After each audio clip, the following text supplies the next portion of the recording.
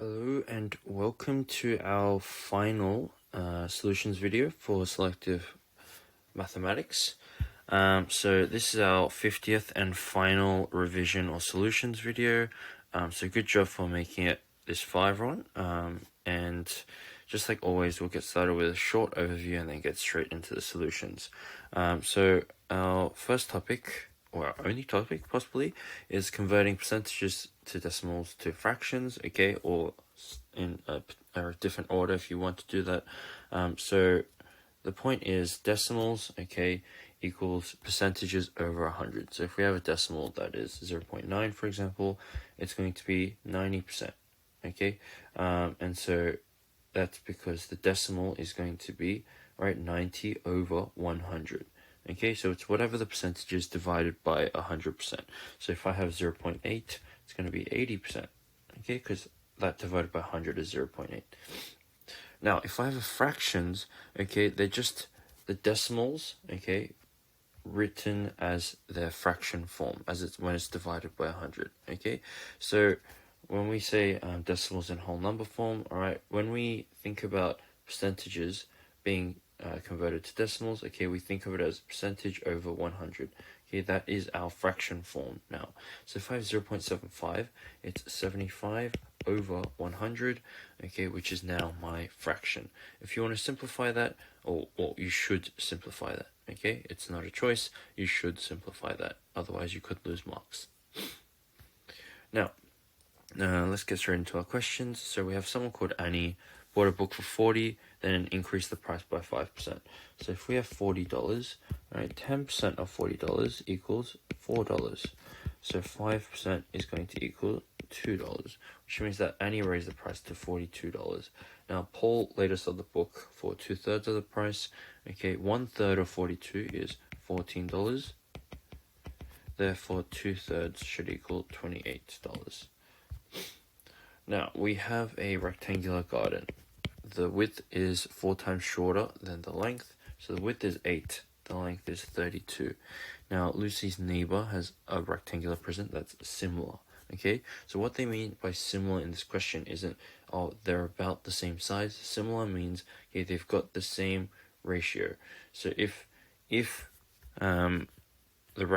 Lucy's rectangular garden has a 1:4 ratio, which it does, 1:4, okay, it means that the corresponding sides on the neighbor's garden has to have the same ratio.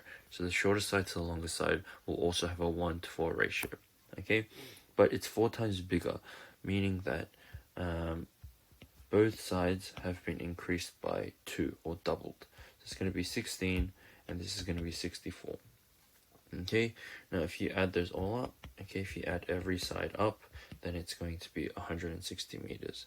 Okay, so one side is 16 because I've done this times 2, and then the other side is also times 2, right? Because to make it 4 times larger, you got to multiply it by 4, right? So that's just times 2 times 2, because area equals width times length. Okay, times 4 is just the same as width times 2 times the length times 2.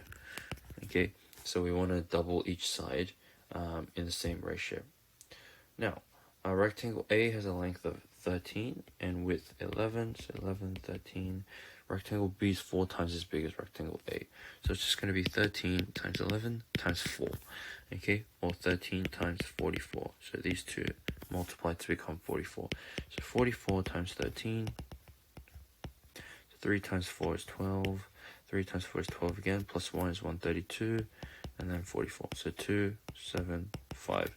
So it should be 572 centimeters squared if it's 4 times larger.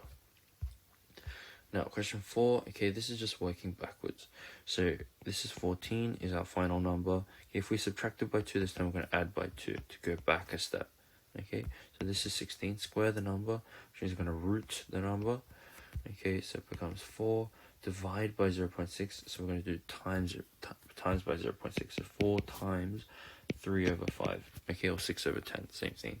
So it's just equal to 12 over 5, multiply by 0.4, or divide by 0.4, so it's going to be divided by 2 over 5, right, So dividing by fraction is the same as flipping it and multiplying it. So 12 over 5 times, so flip the fraction. Okay, so these cancel out, and you get 6. Okay, so 6 multiplied by 0.5, so we're going to divide by half this time, or times by 2. Okay, so that's going to be 12. Okay, final answer should be 12. Now question 5 is a volumes question. So what's the volume of the cuboid? So that's just 20 times 5 times 5, or 20 times 25, or just 2 times 25 times 10. So 2 times 10 is 20, so I've just split it up. So 2 times 25 is 50, times 10 is 500. Question 6. Alright, so we had a rectangular prism that was 5 by 5 by 20. Okay, so someone's laying 2 by 2 centimeter cubes. And so, well, 2 by 2 by 2 should be 2 by 2 by 2. How many cubes can fit? So along this way, if it's 2 by 2, okay, you can fit 10. And then along this way, okay, it's not going to be fully occupied. Okay, not all 5 centimeters of the width is going to be occupied, but it can fill up 4 centimeters. So we can fit in 2 cubes, okay, by width, in terms of width. So we can fit in 10 rows of 2, okay, or 2 rows of 10, whatever you want to think of it as. Okay, so that's going to be 2 times 10, so it's going to be 20 cubes. Now, question 7 is a probability question. So we have a bunch of marbles. Total number of marbles is 15, is 15. So if you pull out a marble, what's the chance of it being blue? How many blue marbles are there? 5. So the chance is going to be 5 out of 15. Simplify it, divide top and bottom by 5, should give you 1 over 3. Algebra, so we have a pen that costs half the price of a notebook. So notebook equals double a pen, or 2 pens. And a pencil, okay, let's call it, so PC equals a pen minus 1. Okay, so I bought 2 pens. So 2p, 1 pencil, which is just p minus 1, and 1 notebook, which is the same as 2 pens. And this in total gave me 1050. So there's 5 p's here altogether. So 5p minus 1 is 1050, or 5p equals 1150. Now, so if I rewrite this as a fraction, 1150 as a fraction, it's going to be 23 over 2. So p equals 23 over 10, because I'm going to move the 5 over.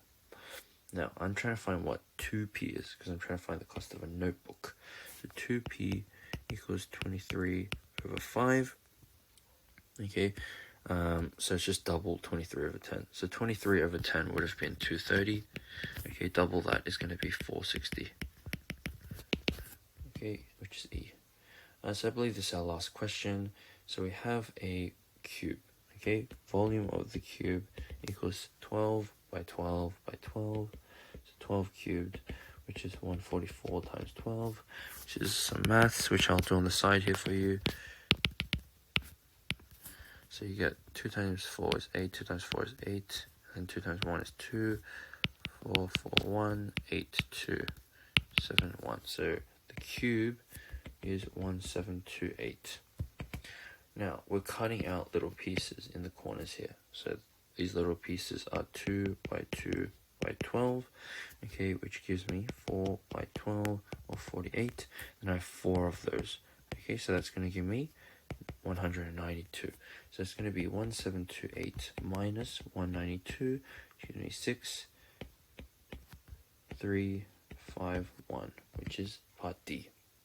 Alright, and that was our final question of our final revision or solutions video. So good job, everyone. Good luck in the future. And just a few key points, or the one key point that we had to take away from this video was converting fractions to percentages. Okay, so that was the one important thing you should have taken away. Otherwise, I think this is the last video which I'll be with you all. No, be with all of you guys. And so best of luck for everything else. Alright, see you guys.